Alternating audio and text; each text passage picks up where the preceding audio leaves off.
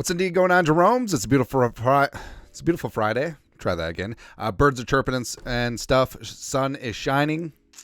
Really good with my words right now. But it's time for another Vikings news dump. Now, apparently, I forgot the Kirk Cooks slide from yesterday. That's really all it is. But Kirko, I mean, Kirk, when he popped his Achilles, he apparently had a lot of time to shoot commercials and stuff. So he's been getting after it. I think you're going to see a lot of Kirk Cousins Super Bowl week, doing the rounds and also in commercials. But Kirko apparently is cooking up something with Tostitos. There you go. Yeah, the Kirko chains, TOST. There you go. Also, that is the look of a man who just eats chips at 3 a.m. in his kitchen. That's what I do. If we're gonna do a chip ranking, so I forget the brand, but so the wife found these tortilla chips at Fresh Time, the grocery store, which I can't remember the brand name, but they changed my life. They're just simple tortilla chips. I think they're fried in avocado oil, but they are so crispy and they're so dense. So that's a problem. So I'm a big dip guy. Hey, do you remember when we were kids? Well, we're various ages, but when I was a kid, the term "you're being such a dip," that was the huge insult, among other words, which we're not allowed to use anymore. Anyways, but there's nothing worse than, I understand you're in a rush. You stop by Quick Trip or Super America, you grab a bag of chips on the way to the gathering, but the chips are so thin, they're so wafery, they're like communion discs.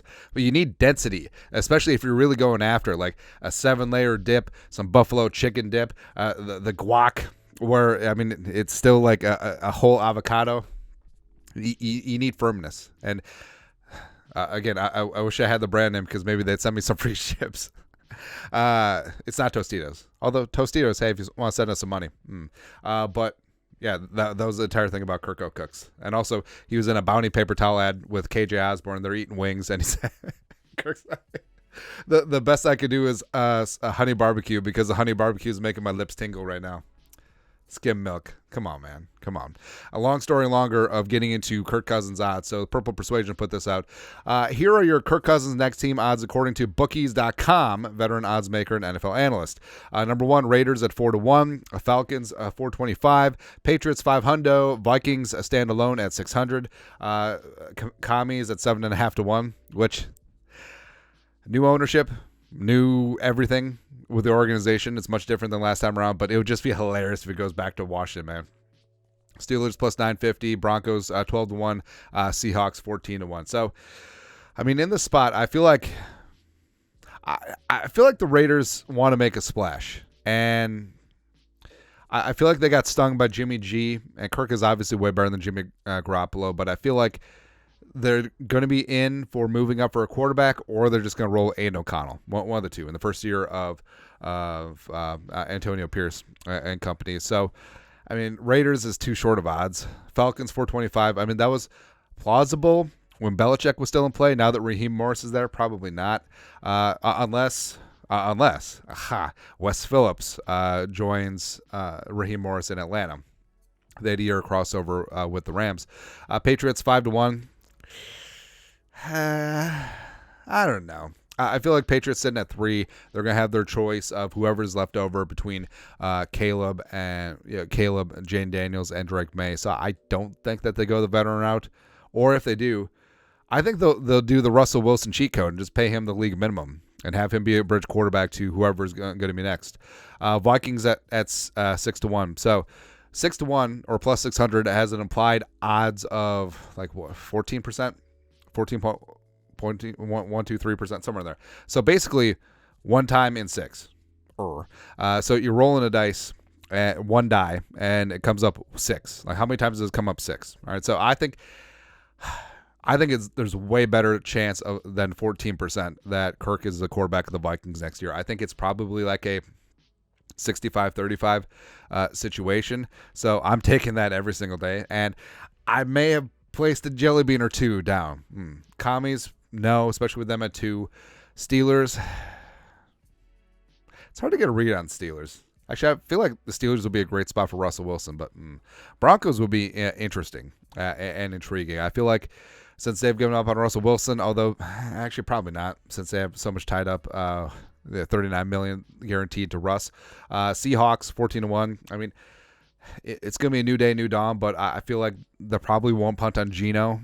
So who knows? But yeah, I would certainly take the Vikings at 6-1 that he returns.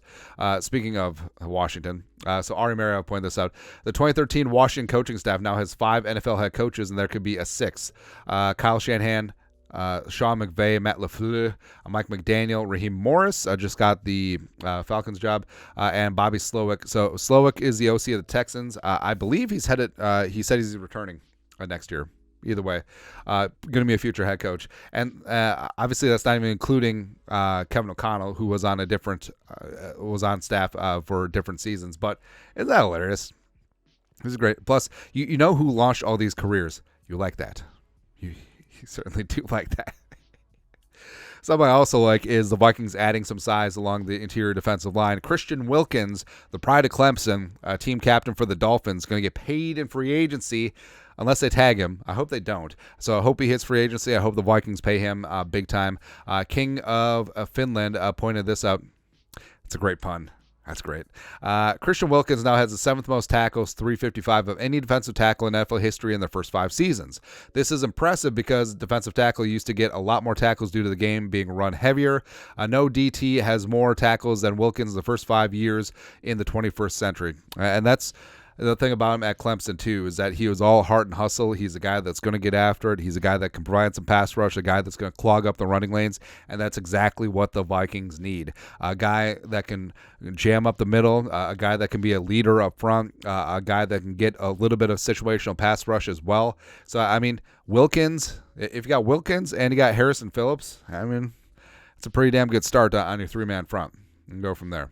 And then add Devondre Sweat in the middle and have Wilkins and Phillips play Vortex. There you go. I am so enamored by the story. So, Kayshon Boutte, former LSU wide receiver, current Patriot for now. Probably not for long. So this is from On3 News. Former LSU wide receiver Kayshon Boutte has been charged for illegal online gaming. WAFB reports he placed over 8,900 bets, including some on LSU football, while he was still at the school.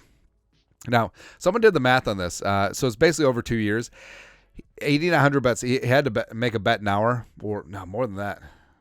Probably something ridiculous. But either way, this story has everything, man. So now everyone's looking at. By the way, Kayshon Boutte was roundly seen as wide receiver 1 in the draft last year, like 2 years ago, and then just fell like a rock, and it was just Boutte. He really was.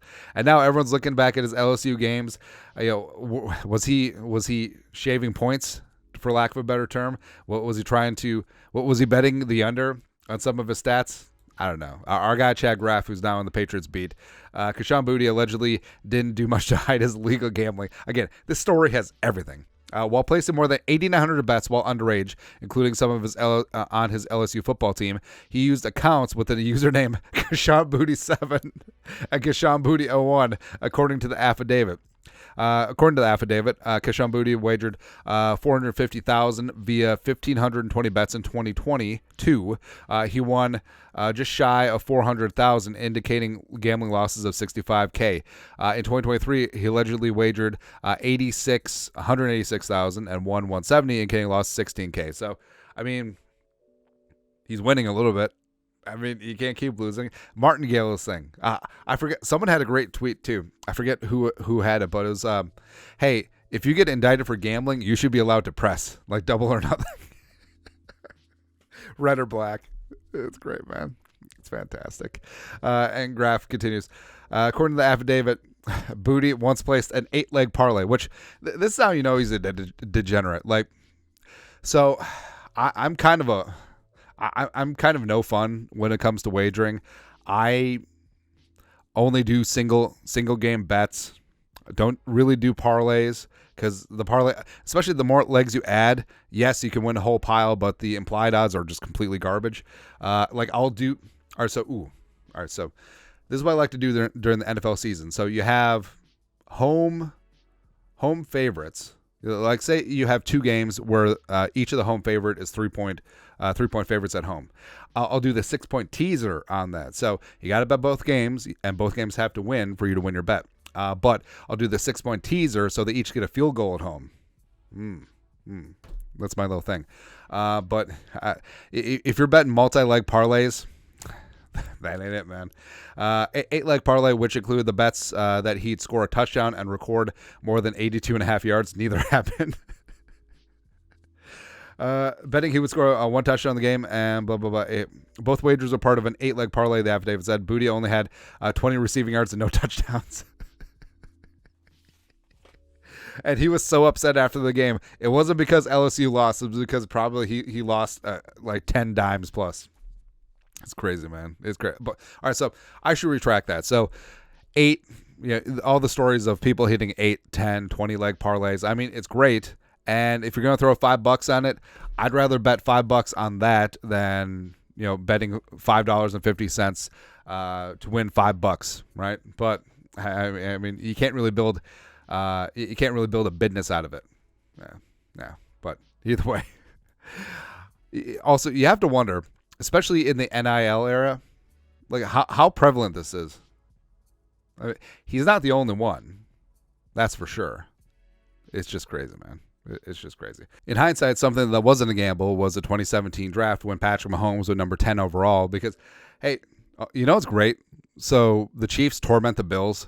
They traded the Chiefs a pick in 2017. That allowed them to draft Mahomes. But Andrew Perloff, McLovin, he tweeted this up.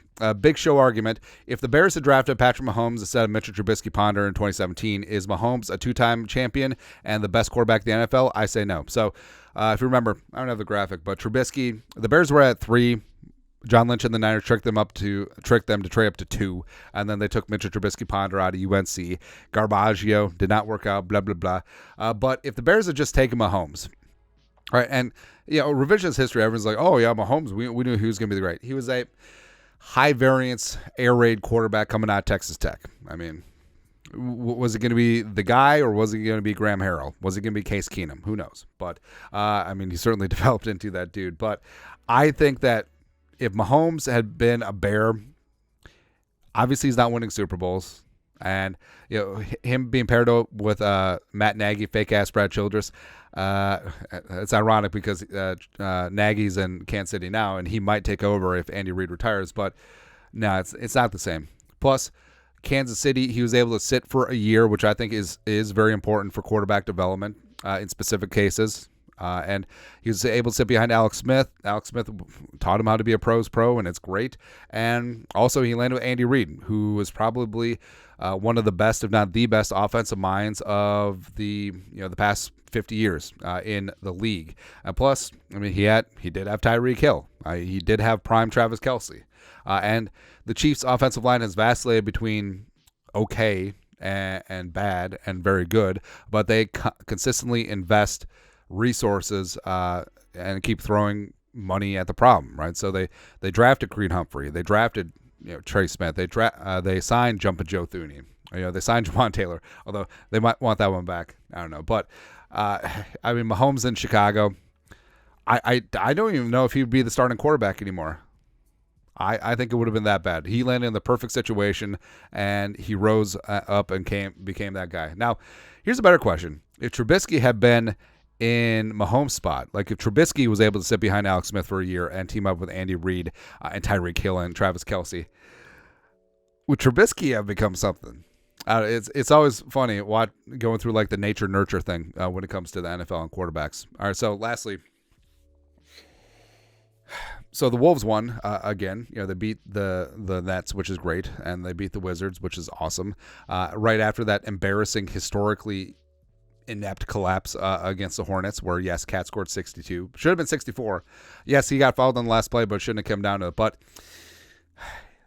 this team is very frustrating, and maybe it's because Wolves fans have tasted success, and now I will not say that I'm a hardcore Wolves fan. I love basketball as a kid, sort of got out of it last couple of years, but back into it now.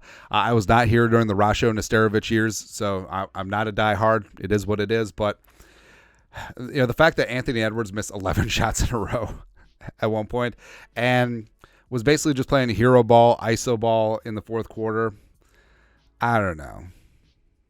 Like, obviously, I'm rooting for him. Obviously, he's my guy. Yes, I think he could be getting the next Michael Jordan. Yes, I think that the Wolves have the talent and the defense to be, the 90s era Bulls. But they got to start getting their ish together. That's it, man. That's it. I like it when they went through that rough 16-game stretch and they came out 9-7. They gave away that game at Boston. You're like, okay, we'll take it. And then the Wolves had the easiest schedule remaining in the league, and they're just letting these bad teams hang around. And sometimes your ass gets bit. And they're so concerned about getting Cat to 70 points that they let the frickin' Hornets crawl back in that stupid game. And also, the Nets game shouldn't have come down to it. I mean, the only reason the Wolves won is because the Nets dude missed 2 free throws at the end. But I digress. Is this what it's like having first world problems? I mean, they still are the best defensive team in the league, and Ant is extremely streaky, but he can be the ultimate closer, and things are looking good in the hood. I mean, things are looking good. I kind of like it, man. But it's frustrating. I digress. But your thoughts are thoughts. It's beautiful Friday Vikings news dump. You guys are the best. You know what to do. Skull production value.